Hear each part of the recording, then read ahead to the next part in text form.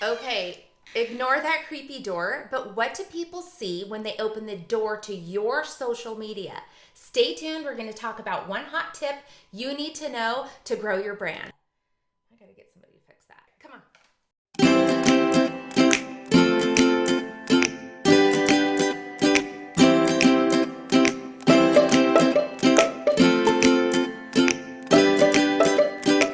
Hey there, bosses. Welcome to another edition of Marcy K. MomBOSS, where I help you live your best BYOBoss life. And today we are talking about social media. So you might be a brand new entrepreneur who just started your own, work from home side gig, or you might be an old school entrepreneur like me, been around for a handful of years or several decades, right? So props to you for being here. And I just want to share one of my hot tips and really the key strategy to social media to be that light instead of that spammer. So get ready to screenshot. I'm going to share it here. Woo! I want you to look at your social media as your storefront. I want you to stop for a moment and think, what does my store look like? Am I the storefront that when someone opens that door to my boutique, are they inundated by the crazy perfume lady that like chases you around Neiman Marcus and just sprays all over you, right? And you're like, oh my gosh, get away from me. Like, give me some space and now I stink, right? Or are you that boutique that when somebody opens the door, they can very quickly get a sense of maybe who you are, the way that your store looks, the lighting, the color scheme.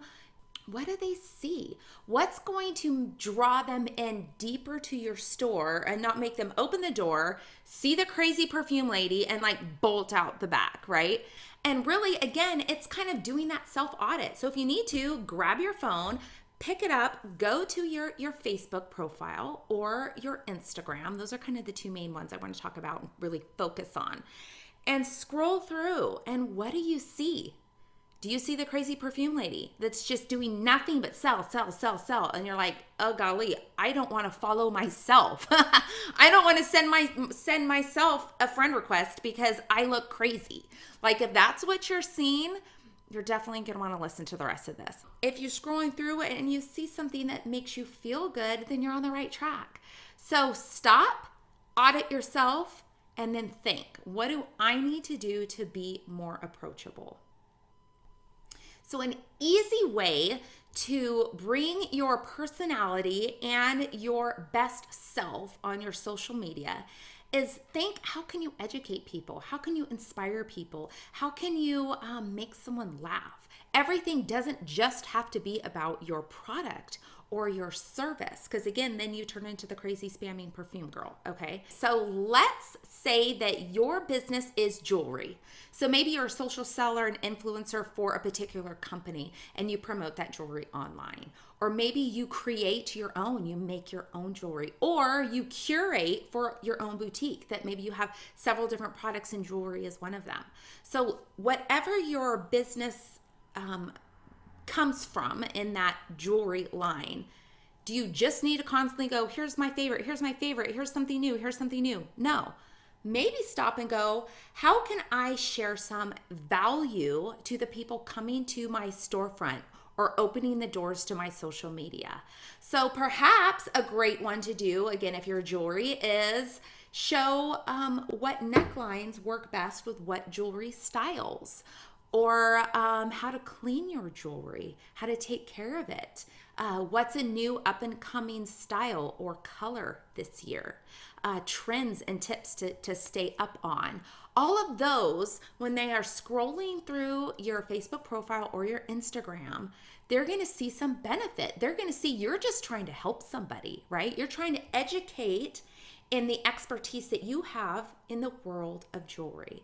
And of course, this can expand to so much more than that. It could be skincare, and you could talk about getting over the winter skin. Was your skin dry? Here's some quick tips and tricks you can try at home. It doesn't necessarily have to be, you have winter skin, here's my product, right? You can say, you have winter skin, here's some things you can find in a pantry that might help your skin feel smoother by the morning. Stop and think, How can I educate? How can I make someone, when they open that door to my social media, want to come in, want to learn who you are and get to know you, get to like you, get to trust you. And at that point, they will buy from you. Someone that just opens that door and you're crazy are going to close it. And that's not what we want in our social media. So stop being a spammer.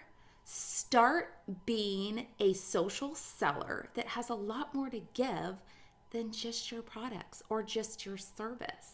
And just as something fun, that extra that I have done in my very own Facebook group, BYOBoss Life VIPs, I created just a fun little workbook that's called Defining Your Personal Brand.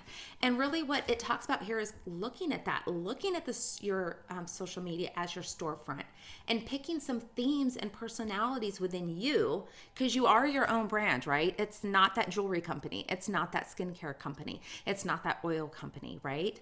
You are your own brand. So when you can help your viewers, your followers, your friends, your boutique enterers, is that a word? Enterers? I don't think so. But if you can help them remember who you are, relate to who you are, they're going to want to follow you. They're going to want to click that like button, because we've all seen that girl, right? That we're like, no, if I hit that button, I know what you're going to do. I don't want nothing to do with it. Don't be that girl. All right, bosses, till next time. Bye.